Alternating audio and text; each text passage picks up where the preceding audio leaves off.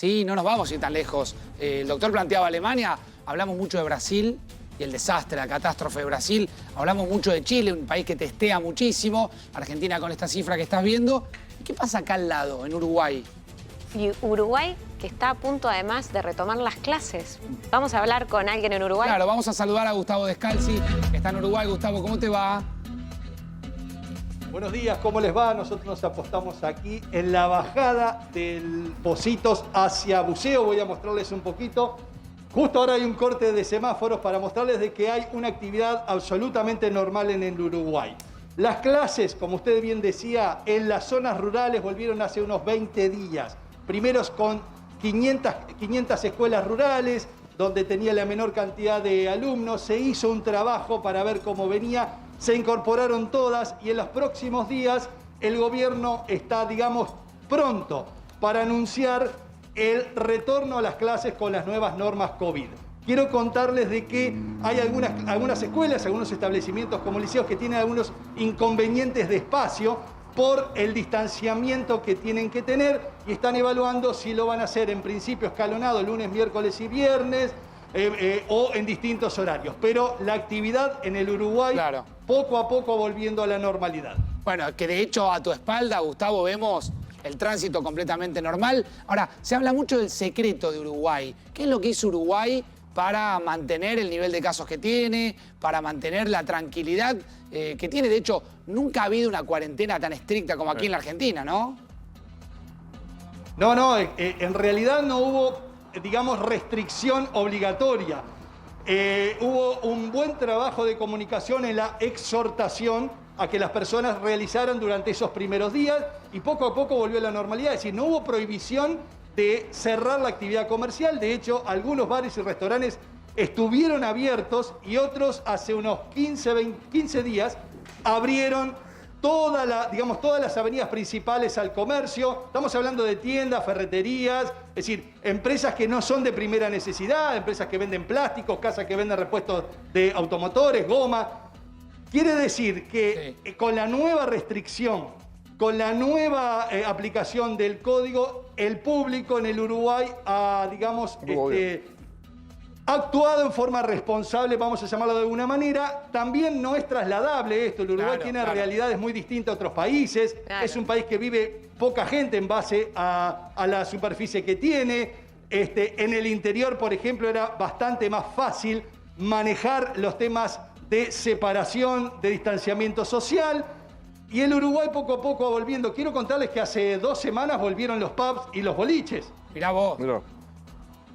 Sí, funcionan. Cuando pasa, yo estoy leyendo, mirá, la cantidad de testeos que se hacen en Uruguay, ahora se lo voy a preguntar a Gustavo, es un tema a tener en cuenta. Pero otro tema es que cuando vos comparás la tasa de mortalidad respecto a la cantidad de habitantes, 3,5 millones de habitantes, la tasa de mortalidad dice que es del 0,0,0,05. Si bien todavía no es la más baja del mundo, está ahí peleando el ranking de los países que menos tasa de letalidad tienen, Gustavo, ¿no?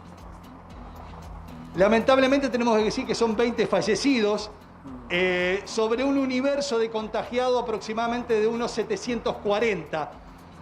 Buena parte de este 740, 580 ya están recuperados. Los que estaban en actividad comercial, una buena parte, hay un trabajo que se está haciendo de cuándo volvieron a su vida, a su trabajo, a su vida normal. En este momento tenemos 140 que están cursando la enfermedad y solamente 4 personas de estos 140 están en cuidados intensivos. Para el mundo y para los países vecinos, el Uruguay está siendo visto como si fuera un caso de éxito, donde no hubo una prohibición expresa y donde hubo un buen trabajo hecho en la comunicación, exhortando a la gente a que se cuiden. En los micros hay que subir con tapabocas, en los comercios hay que entrar con tapabocas. Hay, digamos, un protocolo que se está aplicando. Quiero contarles una novedad, que es este fin de semana, que eso sí me parece muy interesante, es que se va a realizar en la zona de Castillos, que es en Rocha, el primer recital de música al aire libre en formato autocine, donde la gente va a poder ir a ver un show de rock, un show de música en la tarde y escucharlo en la radio dentro del auto. Este es un experimento raro que en la Argentina se está monitoreando, se está viendo cuál va a ser el resultado y muchos artistas muy conocidos, no los quiero nombrar, muy conocidos, están pendientes de cómo va a resultar esta experiencia para ver si se puede aplicar en la Argentina. Así que el sábado seguramente estemos ahí en Castillos monitoreando en las horas de la tarde esta experiencia. Bien, Gustavo, quédate ahí, ¿sí? Porque vamos a compartir lo que pasa en Chile. Nos vamos a ir a Chile con Mario Solís, nuestro colega. También está Gustavo en pantalla permanentemente. De Uruguay pasamos rápidamente a Chile. Mario, ¿cómo te va? Buen día. ¿Qué tal? Muy buenos días. Así es, estamos en este momento en la esquina de Catedral con Teatinos, a 3 cuadras del Palacio de la Moneda, el Palacio de Gobierno chileno. Bien, ¿cómo es la situación? ¿Qué nos puedes contar? ¿Cuáles son los títulos más destacados hoy allí en Santiago? Bueno, los títulos más destacados, más allá de la cantidad de personas contagiadas en las últimas 24 horas, los nuevos casos que fueron ayer 3.520, ahora en algunos minutos el ministro de Salud va a entregar el catastro de la cifra actualizada. Más allá de eso, también está la gran noticia de que el coronavirus es transversal. En este momento hay 4 parlamentarios contagiados. Estamos hablando de 4 senadores que han resultado positivos en el test PCR, 4 parlamentarios que están con coronavirus. Es un mal transversal. Estamos hablando de parlamentarios de izquierda, como es el caso del vicepresidente del Senado, el senador Rabindranath Quinteros, el caso de José García Ruminot, que es de Renovación Nacional, Jorge Pizarro, de Democracia Cristiana, y se suma también Manuel José Sandón, de Renovación Nacional. Esta llegada del coronavirus al Parlamento ha significado también que se han tenido que aumentar las medidas. El 1 de junio normalmente el presidente realizaba su cuenta pública. Esta cuenta pública va a ser realizada de forma telemática, es decir, a distancia, sin público y solamente a través de plataformas virtuales, que es parte del cambio que está significando en Chile este coronavirus. Les cuento a los dos, les cuento a Gustavo y a Mario, que acá en la Argentina, desde hace 2 o 3 días, ya el Estado está saliendo a testear, está saliendo a buscar directamente en los barrios más populares, hacer test directamente ahí. ¿Qué pasa en Uruguay y qué pasa en Chile, Gustavo? En el Uruguay no se están haciendo, digamos, testeos aleatorios, solamente se han realizado monitoreando la vuelta a la actividad de la construcción y, por ejemplo, lo que sería la primera línea de fuego. En la salud, en la educación, se ha hecho para muchas maestras a ver cómo ha resultado esta primera semana. Se han realizado en algunos casos puntuales, pero no es aleatorio de que se va por barrio.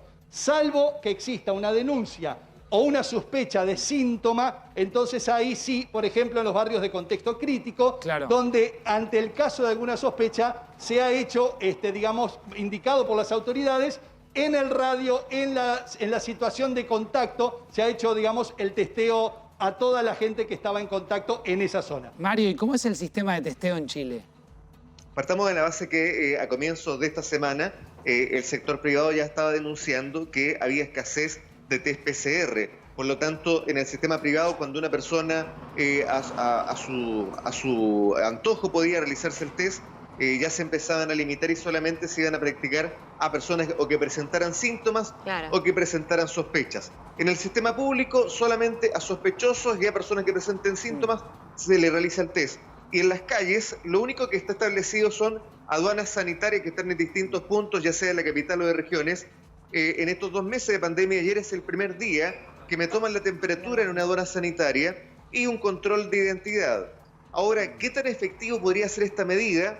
También lo ponemos en duda porque recordemos que gran parte de los diagnosticados de coronavirus en Chile son asintomáticos. Por lo tanto, fácilmente puedo estar sin temperatura, pero estar portando el virus. Claro. Mario, me gustaría preguntarte, estuvimos leyendo las últimas horas que Chile está muy complicado con el sistema de salud, que el sistema de salud ya está trabajando al borde, como se dice, con el dilema de la última cama. ¿Es así?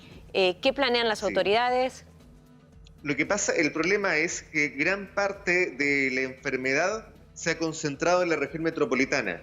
La mortalidad del 60% de la cifra equivale a gente de la región metropolitana, y es acá donde el sistema público se encuentra prácticamente colapsado. Se estima que en este momento hay entre un 96 y un 99% de ocupación de camas críticas. Con el aumento que hemos tenido de casos, esto quiere decir que en cualquier momento el sistema va a colapsar. Como medida, ya se ha estado trasladando a pacientes en estado crítico a provincias, a regiones. Es el caso de 2 pacientes que fueron trasladados a Rancagua, Hay 3 pacientes que fueron trasladados a Concepción. Para que establezcamos una idea, la distancia entre Santiago y Concepción equivale prácticamente al viaje desde Buenos Aires a Mendoza, quizás un poco menos. Esa es la distancia que existe. Pero debe realizarse debido a que literalmente estamos sobre camas calientes. En cualquier momento el sistema va a colapsar en Chile. Bueno, estamos en Uruguay, estamos en vivo en Chile. Vamos a sumar a Gustavo Segré, ¿sí? En Brasil, para poder saber qué es lo que está pasando. Quizás la realidad más cruda de todo el continente. Gustavo, ¿cómo te va? Buen día. ¿Qué tal? Buen día, Facundo. Buen día a todos. Sí, los números realmente impactan. Cuando uno toma los números de ayer, más de 16.000 contagios. Brasil supera la barrera de los 1.000 fallecidos por día. Es un número que realmente asusta. En este momento, 271.885 personas contagiadas y 17.983 muertes. Brasil está entrando prácticamente en el podio de 3 países, Estados Unidos, Rusia, España muy cerquita. Entendemos que el día de hoy ya debe ser pasada por Brasil en la cantidad de contagios y en una medida bastante poco usual. El estado de San Pablo y la ciudad de San Pablo anticiparon feriados de noviembre, para que te des una idea de cómo es la desesperación de los políticos por evitar que la gente esté en la calle. En este momento, hoy, Brasil, en la región de San Pablo, es feriado por una anticipación de Corpus Christi de junio. Entonces, mañana vuelve a ser feriado por una anticipación de Conciencia Negra de noviembre.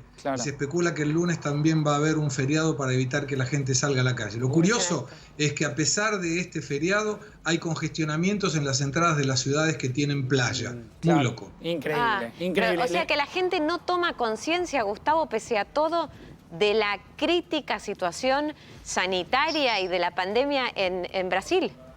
Y no solamente en Brasil, en todo el mundo. Vos fíjate que escuchaba recién al amigo de Chile donde menciona que había problemas en las capacidades hospitalarias para las cuestiones vinculadas a camas en UTI. Aquí es igual. Brasil tiene en promedio 86% de utilización. El sistema público de salud tiene una carga mayor todavía. En San Pablo el 90% ya está siendo utilizado. Y en Río de Janeiro y en San Pablo ya hay protocolos para que no sean los médicos los que deban decidir a quién sí y a quién no, caso tengan necesidad de respirar. ¿Quién lo decide, Gustavo? Hay un protocolo, son protocolos sanitarios donde se coloca una especie de puntaje. Entonces, entre 0 y 60 años tienen prioridad respecto de 61 a 80, 80 para arriba menos, personas que tengan comorbilidad también. Es algo muy triste realmente. Es la supervivencia del más apto en algún punto, ¿no? De alguna forma. Pero fíjense que hay datos que de alguna manera te hacen pensar que algo en la cuenta no cierra. Cuando uno toma los datos oficiales de muertes por gripe y por neumonía, los oficiales son del 2018 en Brasil, entre febrero, marzo y abril fueron 20.900 fallecimientos. Es inclusive por debajo de la cantidad que hoy tiene por COVID-19. Y esa es un poco la defensa absurda, si se quiere, del gobierno Bolsonaro, por el cual no habría que cerrar tanto la economía. Le pregunto a los 3, empiezo por Gustavo Descalzi, a respuestas cortas. La situación de los alumnos, de las clases. ¿Qué pasa en Uruguay? ¿Las clases volverían en las próximas horas? Bueno, en el Uruguay ya volvieron en todas las zonas rurales. Están ahora, en estos días, yo creo que no va a pasar más de una semana. Mañana se anuncia, mire, le digo más, mañana 21 se anuncia cuándo vuelven las clases, en qué formato, tanto sea para colegios y para liceos. Mario, en Chile. Respuesta corta, porque empezó a llover acá en Santiago de Chile. Les puedo comentar que no hay una fecha específica. Bueno, hay que destacar que los expertos han dicho que la cuarentena obligatoria en la región metropolitana debería extenderse un mes probablemente. Pero no hay una fecha específica de retorno a clases hasta el momento. Mario, te despido y te agradecemos, así no te mojás. Muchas gracias. Que empezó allí a llover en Santiago. Gracias, tu colaboración de siempre. Y Gustavo, ¿las clases en Brasil? No, todavía no. La única previsión era del primer grado para alumnos que tuvieran sus madres con necesidad de trabajar, una especie de guardería. Pero como se va estirando el pico de la curva, iba a ser en el 10 de mayo, ahora pasó al 2 de junio. La idea es que hasta después de lo que serían las vacaciones de julio no debe haber retorno, pero esto es muy dinámico. Entendemos que en las próximas semanas debe haber noticias. Bueno, y le pregunto a los dos por los líderes políticos, por la calle Pou y por Bolsonaro, ¿la imagen del presidente en Uruguay cómo es, Gustavo? Es mala, pero no es tan mala como debería en función de sus dichos. No, perdón. Perdón, somos los Gustavo. yo los mezclé. Les pregunté por la calle Pou a Somos los Segre. Gustavo. Yo los mezclé. Somos los Yo los Gustavo mezclé. ahí. Se Claro. armó lío bárbaro, Perdón, voy por la Somos calle hermanos, Pou, ¿sí? países hermanos. Voy por, no nos peleemos en el Mercosur, por favor. No, cortito.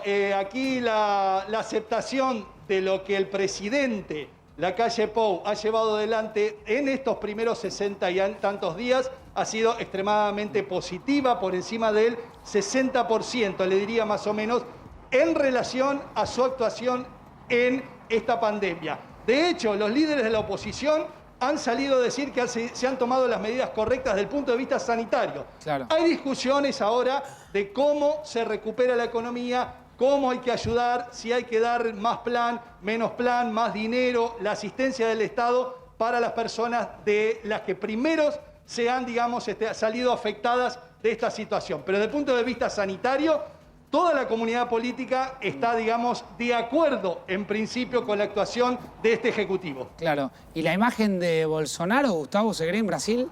La contrapartida es exactamente lo opuesto. Bolsonaro perdió una oportunidad enorme de quedar bien parado pase lo que pase, porque recordemos que la Corte Suprema había retirado la potestad del aislamiento. Entonces no era Bolsonaro, no es Bolsonaro quien determina si se flexibiliza o se coloca más rígida la situación de la gente. Y eso permitía que si la economía cayera mucho, no iba a ser culpa de Bolsonaro. Y si había muchas o pocas muertes, tampoco iba a ser responsabilidad de Bolsonaro. Pero como Bolsonaro habla y habla y habla, todo el mundo indica que la culpa de lo que ocurre es de Bolsonaro. Ahora, hoy la noticia fue de Lula, Facundo, porque Lula hizo una afirmación muy triste. Mencionó, menos mal que la naturaleza creó el coronavirus. Y esto cayó realmente muy mal, no solamente por los simpatizantes de Bolsonaro, sino por la sociedad en general. ¿Y por qué dijo eso? ¿En qué contexto?